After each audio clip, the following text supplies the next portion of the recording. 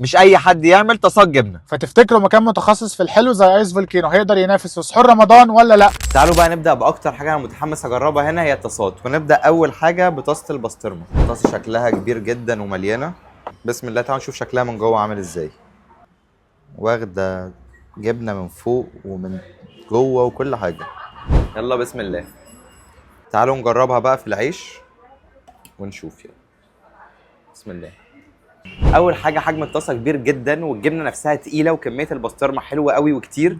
اللي كنت خايف منه ان ميكس البسطرمه مع الجبنه يكون مملح شويه، بس لا، ملحها مظبوط جدا. وهنجرب تاني طاسه معانا طاسه ستريبس بالجبنه، فتعالوا نشوف مين احلى البسطرمه ولا الستريبس. كميه الجبنه كتير جدا، كميه الستريبس معقوله. بسم الله. دي اول مره في سحوري يعجبني طاسه البسطرمه اكتر من طاسه الستريبس، عشان طاسه البسطرمه الحشو فيها كتير وملحها مظبوط، لكن طاسه الستريبس الحشو قليل شويه، فلو زودوه شويه عن كده هيبقى طعمها احسن.